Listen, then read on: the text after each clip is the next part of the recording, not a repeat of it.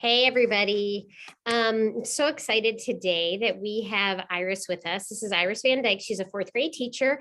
And because so many of you have been asking questions about kind of procedures and rules and what to do, kind of mid-year, at the beginning of the year, how do we get kids, how does that play into the classroom management systems that you're setting up? And you know that I'm always saying like they are like the heart and soul of your classroom. And once you get that under control, it helps so much.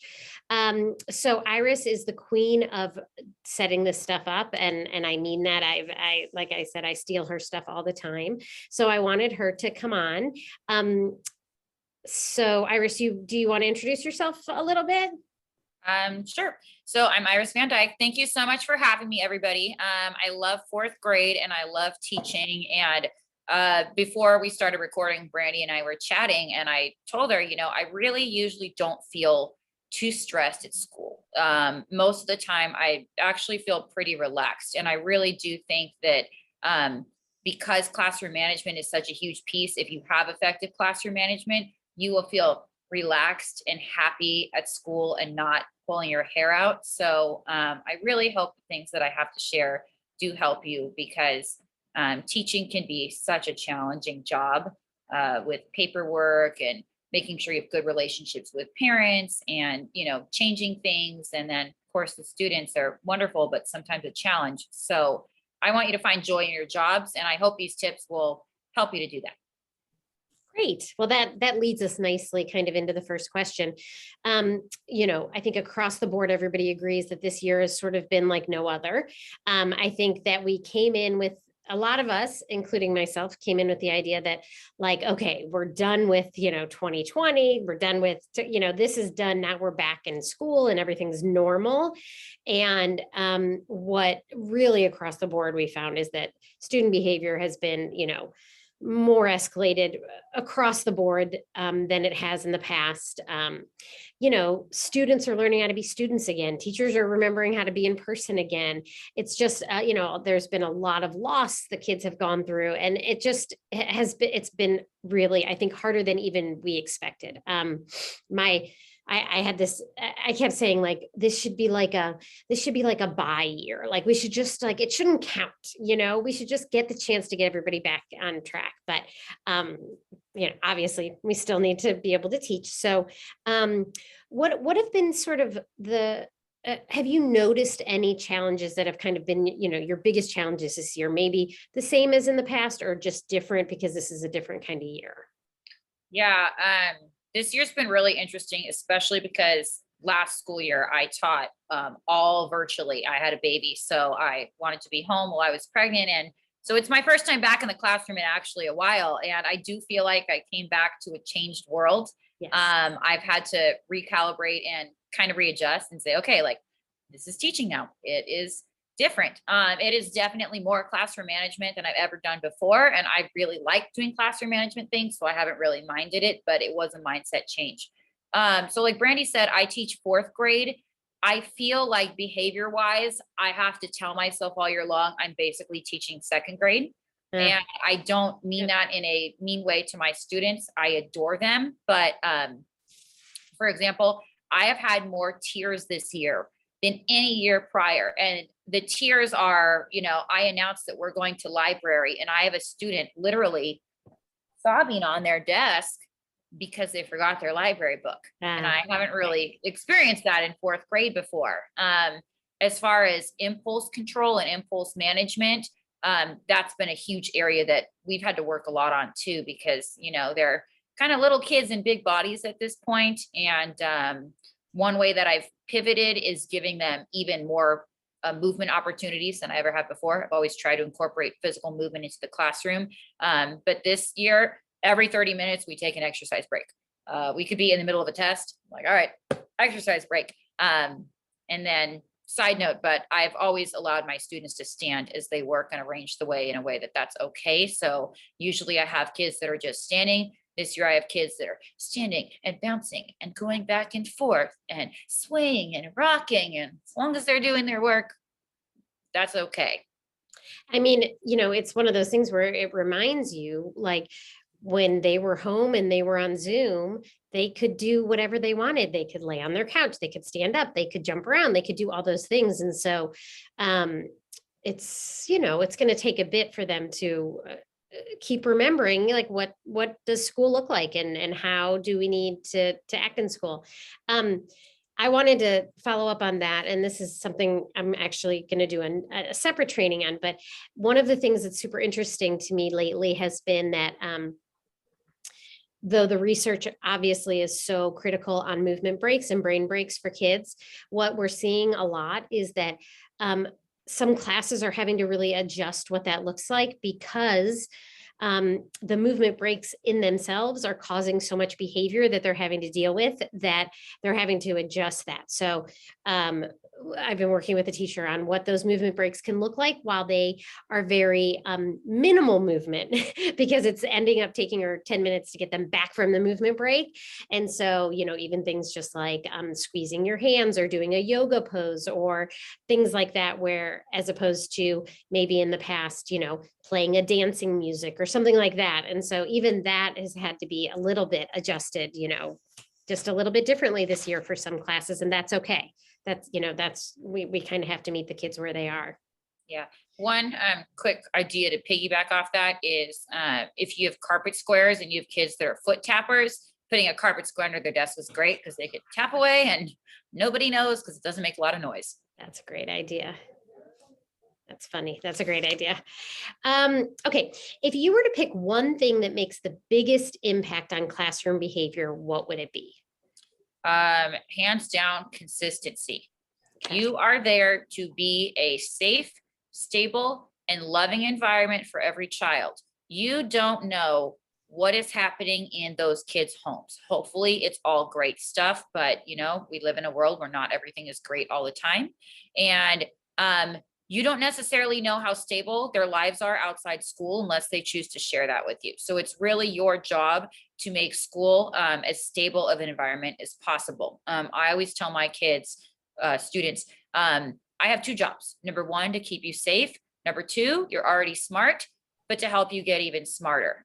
So everything that I do in the classroom goes back to those two reasons. And I really break them down at the beginning of the year. Safety means emotionally, physically, socially, all that. But back to consistency, one way to provide a stable environment, which will in turn impact student behavior, is to be as consistent as possible.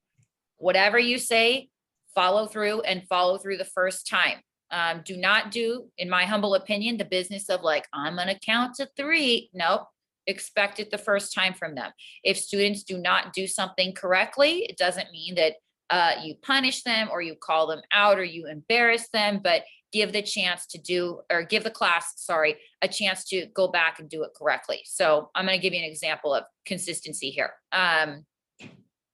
So one of the things that matters a lot to me, safety wise, is when we're going about campus, I want my kids in a line and I want them in a very certain order. For us, it's number order, alphabetical order, and they're always in line at level 0, which means silent. Of course, that's considerate for the other classes, and that's great. But the really hard and sad reason is heaven forbid, if we had like an emergency, like an active shooter, I would want to be able to command their attention right away. And I think that they're too precious for me to waste their time quieting them down when an emergency could be happening around them. So I don't tell them the active shooter part, but I do say, oh, if there's an emergency. So when they are in line order, since they're in the same order by the whole year, by the end of the first week, I have the order memorized. That way, if somebody is missing or whatever, I know right away. But at the beginning of the year, I'm very, very, very consistent. And every time we line up, they've got to be in the right order. And if they don't, since that's a procedure and not really a rule, there's not really a consequence. It's just, okay, I'm going to give you another chance to try again.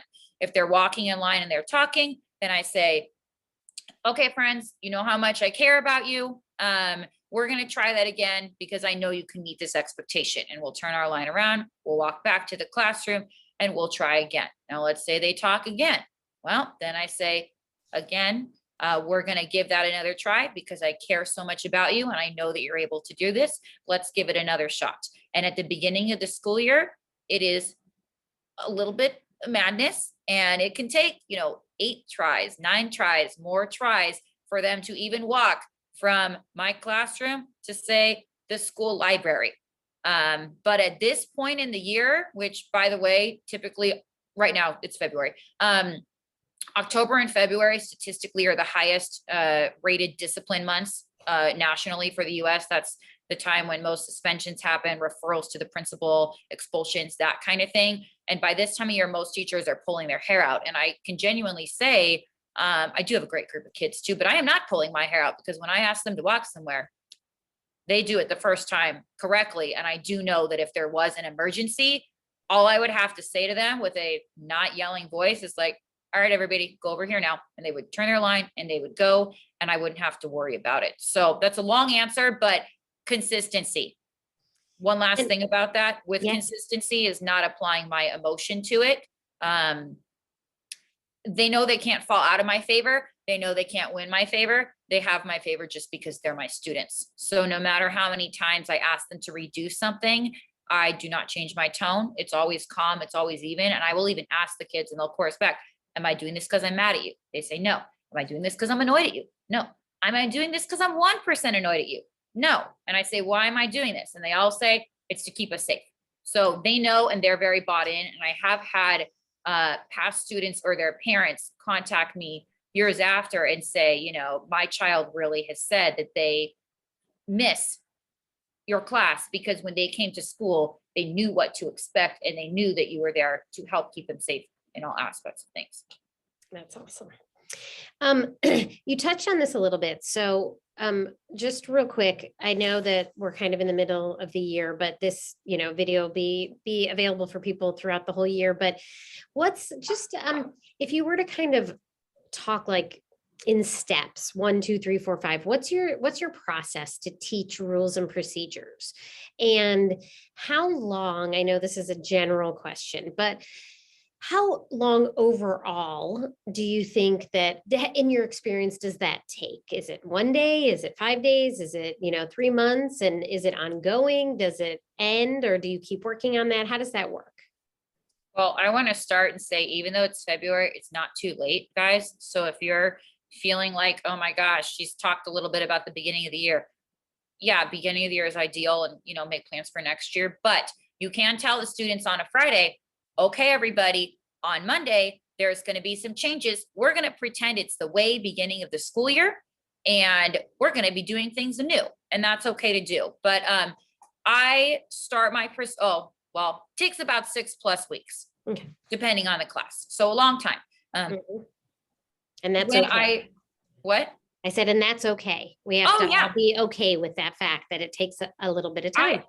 I let go of too high of academic expectations when I'm in real procedure mode. For me, it is at the beginning of the year, mainly because it will save you learning time in the long run. Because when I can say to the class now, I don't have to explain rules. When we're doing math, all I have to tell them is I look at them, I say, math books, red pens. Everybody gets their stuff out, level 0. They hold up a math book in one hand, they hold up a red pen in another. It takes about 15 seconds at this point in the school year, and then we can get right into math. So it is worth it, and it will save you time in the long run. So if you hear the 6 weeks and you're like, oh my gosh, I don't have time for that, make time for it, because it will help you long term. As far as actually teaching them, I have a list of things in order of importance to me. So like my first one is level 0 or level 1 or whatever voice level volumes, and teaching that and modeling it for the students. Then I even have the students come up and they get to act, and the rest of the class is like, oh yeah, that was level 0. No, that was not. They get to get a little silly. Second one is the line order due to safety reasons, obviously. Voice volume is really important for safety reasons also, because you need to be able to get their attention immediately if there's an emergency. And then I kind of go from there. So you should definitely have kind of a list of procedures that you want to teach on how you want to live life in your classroom. How to walk in line. How do they ask to go to the bathroom? How do they ask if they need water? How do they come to the rug for a story? How do they exit the room? How do they enter the room? How do they sharpen a pencil? How do they check out a book from the classroom library? Now, obviously, some of those are more important than others. So I'd say make your list, focus on 1 or 2 a day max, and every single day be consistent. Do not let things go. Don't be mean, obviously, with your tone. But 6 weeks in, I'm onto the fine little tiny procedures now, like, oh, what do we do when you have to walk something to the office for Mrs. Van Dyke? Doesn't happen very often. But I'm still, if I, catch a handful of students talking in line, then we will still start our line over and do it again, even though they've been really good for 6 weeks or so. That's great. I think that's really important for teachers to hear is, first of all, it takes a long time and that's okay. And it does take practicing. When I'm working with teachers, I always remind them, like, it's not enough to just post it on your wall. That's not gonna, some kids, yeah, they'll respond to that and that's all they need, but most kids need it taught, just like, when we talk about classroom management, I always go back to, it's just like reading or writing, right? You've got to teach it systematically, you've got to break it down, and then kids will respond to that. So that's a great information. And to add to that real quick, I do a lot of modeling. Like I do kind of, I do, we do, you do. So I will model the procedure for them, and then I will have kids model it for other students. And once most of them have gotten the hang of it, then, like I said, we will play a game where I'll tell kids, okay, you model how to do it the wrong way, and let's see if people catch it. They love to be bad. Yes. So that's a lot of fun too, but as explicit as possible. Ideally, you should be modeling the procedure verbally with your mouth. You should model it visually. That might mean posting a poster next to the pencil sharpener of, when can I sharpen my pencil? Bullet, bullet, bullet. When is not a great time to sharpen my pencil? Bullet, bullet, bullet. But also explaining and acting out is really important. And again, with the consistency piece, we're not punitive, but, oh, hey, buddy, I noticed you're sharpening the pencil during the test, and that's not a great time. Can you do that a little later? Here's a fresh one. Thank you. It's easy to do. So this is what we're setting up so that we have these great days. Do you have anything in place for what I always call Plan B, which means, like, all the good stuff that we've tried doesn't work. Now, what are we going to do? And usually that's just a simple plan. It's kind of a restart, a reboot of whatever's going on. Do you have a Plan B in place that you use ever? Well, I have to be honest. If you have a very, very strong plan A and you are very consistent, you will very rarely need to use a plan B. This year has been very challenging with classroom management, but I have not had to use my plan B yet, because the students do know what to expect. In preparation for this interview, I did interview the students and I surveyed them. All 35 of mine did say, I asked them privately, do you know what's expected of you behavior-wise at school? And all of them said yes. I had them rated, all of them rated it a 5. I also followed up with, are you happy at school? All of them said yes too. So they are happy with the procedures, even though it does seem like I'm strict. So you shouldn't really need to reach for a plan A or plan B, sorry, too often if you are consistent, but there are days occasionally where you need the plan B for yourself because you're ripping your hair out and you need like your own little calm corner, except you're the teacher. So you can't just disappear and do that. For me, typically, I will open my classroom doors so it's light-ish, turn out the lights, play some classical music, have the students put their heads down. I make it very, very clear that this is not a like, everyone put your heads down because you're in trouble. I say, you know what? The energy level's really, really high. I need a little break to get my energy level low. We're all going to just put our heads down, close our eyes. Since I have 4th graders and they love to pretend they're little, I'm like, we're going to go back to kindergarten and have nap time for a minute. And I will play that classical music with the lights off till I am calm. Sometimes, well, pre-COVID, when I wasn't in a mask, I would sneak myself a little snack too. I'm not saying you should do that, but that's just me. Well, and I know for some of the teachers that are watching this, they might be coming in kind of in the middle of the process, that maybe one of the things that I've seen quite a bit is that sometimes the classroom makeup right now has been challenging because some of these kids haven't been in school, and so schools didn't even know who to kind of group kids together, and so some classes it's been kind of the perfect storm. And so one of the teachers I'm working with, she came up with a plan B because she really did need it in her class just to get everybody back kind of on track while they're learning the procedures and everything else. And for them, their plan B means she, does her hand signal. They put everything away that they're working on. They pull out a coloring book. Each of them has a coloring book and crayons in their desk, and they color. And she's doing the same thing. She's coloring in her coloring book, and everybody's just taking a minute, and she gets to decide when everybody's ready to get back to work. And so that means her and the kids, which I think Iris is really a great point, is that sometimes it's for you as a teacher, and that's okay too. Like sometimes you just need to take a minute, and that's an absolutely okay thing. I support that. Okay. Don't feel guilty about that. No. Because your mood will rub off on the student. That's right. I used to teach swim lessons, and the nervous moms always had the most nervous kids. Yeah, exactly. Calm yourself. It's okay. I had one of my first years teaching, I was teaching in special ed, and the kids in about March told me that they knew when they had kind of I'd reached my limit, because I would take my hair and I'd put it up in a ponytail. And so they said that they always knew that, like, oh, it had been, maybe they needed to back up a little bit, because normally I would, and then the minute I'd go like this and I'd put it in a ponytail, and they were like, oh. So that was when I needed my plan B. Okay, just a few last questions. So can you give me an idea about what your reinforcement looks like in your classroom? I know that it changes, based on what you're doing in the classroom, but just kind of maybe a few examples of things you've done. Yes. So back to my whole soapbox of keeping kids safe, I will tell them that, again, my number one job is keep you safe. My number one, two, you're already smart. I'm going to help get you smarter. Anytime that I'm doing any kind of reinforcement, I will point it back to those things. Back to the procedures, you're saying.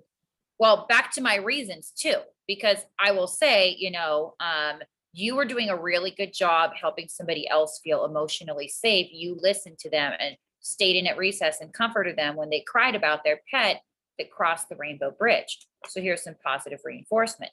On a very practical level, what has worked for me is I have a whole class reward system and an individual reward system. I only really use positive reinforcement, but I will get into sometimes the negative in a minute.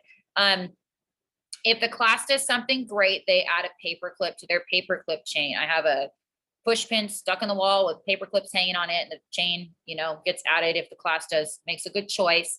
And then once the paperclip chain hits the floor and it's all the way down, then they get to vote on a celebration. Another fun thing they do is anytime another person on campus gives the class a compliment, that gives them a paperclip too. So they're really kind of like looking for positive reinforcement in all areas, and that's fun. Individually, students can earn tickets. They go into a raffle jar, so they kind of learn the cause and, fourth grade standard with English language arts, cause and effect. So I'll connect that with books too.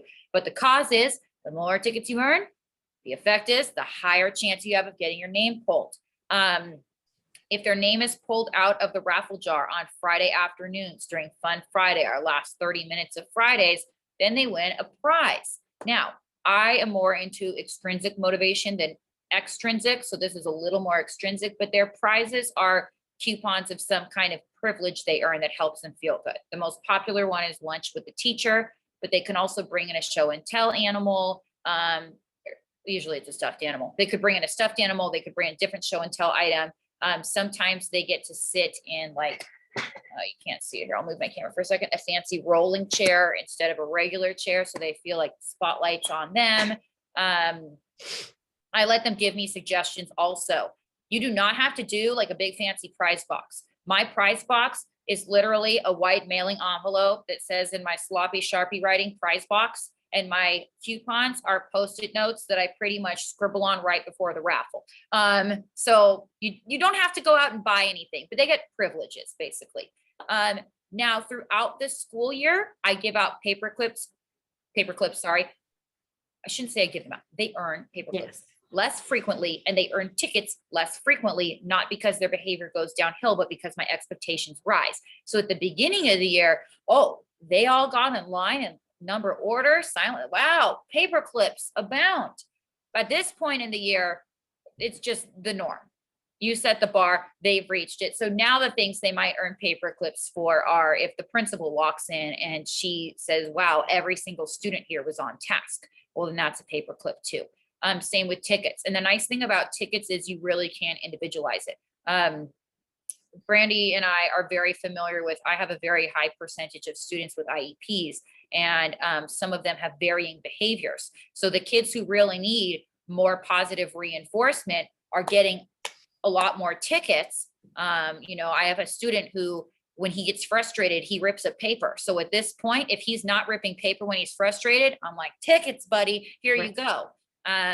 Whereas other students, I can individualize it and I can say, you know what, you really show leadership in that small group. You get tickets for that. Now, on a not as fun note, occasionally there is a time and a place for negative consequences. I outline in a student contract that they all sign, and we go over the first week of school what could potentially happen if a student chooses to engage in behaviors that are not okay, are expected. For negative consequences, first is a warning. Usually the warning is just me saying, hey buddy, this is your warning. Second is something that fits whatever they were doing. So let's say a student littered, well, maybe they get to help me clean up the room and pick up any trash, that kind of thing. Next would be what's called a refocus form. It's a form. It's not meant to be punitive. They do it privately. I never announce this in front of any other students, but it just asks them like, hey, what was your behavior? What was the why behind your behavior? Sometimes they know, sometimes they don't, but that can be, you know, good insight. And then how did it affect yourself? How did it affect any particular classmates? How did it affect your class as a whole? And then we reflect on it. If we get to the next level, then that refocus form gets sent home to the parent for the parent to follow up at home. If I do need to give out any kind of negative reinforcement, I tell the class publicly at the beginning of the year, I will always try to keep you safe. That means I'm not going to embarrass you publicly in front of people. So I do not write names on the board. I do not call out students and say, you know, you're doing a refocus form, or you're helping me with this. I always try to do it privately. And I tell the students, if I ever do something that embarrasses you, please let me know privately. And I will try not to do that same thing again. So for example, you know, if a student, let's say I do need to have a conversation with them, then I might wait till silent reading when I'm doing reading conferences and call them over, and all the other students think we're in a reading conference, but maybe we're actually having a conversation about something else. Perfect. And just to add to that, when you are, if you have a classroom that you're struggling with, it's always really, really powerful to connect your reinforcement to the specific procedures that you're reteaching or adding into your classroom. So if you have a, you know, again, if you're in the middle of the school year, there's no shame, I promise. If you're trying to kind of start things over and you're just working on teaching the students how to get your attention appropriately, hook your reinforcement system into that, because that's really the skill you want to be focusing on, and reinforce at a really high rate so they know that's what you're doing. And then you can keep adding skills to that. Sorry, I'm going to add to that now. For example, my quiet signal, I don't want to be that loud, is I just raise my hand, and then everybody else raises their hands at the same time. And eventually everyone sees, oh, our hands are up. Then I can talk. At the beginning of the year, I would do that. And as soon as they all did it, paper clips. When they got good at that, I started secretly having a student that needed a little extra TLC count how long it took the class. And the shorter it was, the more paper clips they got. So that student who might be the last one to do this, they were on my team, they were watching, and then the class was motivated to do it super fast and to get to attention because they got more paper clips. Yeah, that's perfect. That's great. Okay, just as a wrap up, what's your one bet, if you had to give one? We talked a little bit about consistency, but for new teachers or teachers who are really, really struggling, what's kind of your one, you know, trick or your one like go-to for classroom management that you found really can make a difference pretty quickly? Well, it's one word, but I'm going to say it 3 times. Procedures, procedures, procedures. That's not, sorry, it's not really a quick tip, but go back. It's February. Yeah.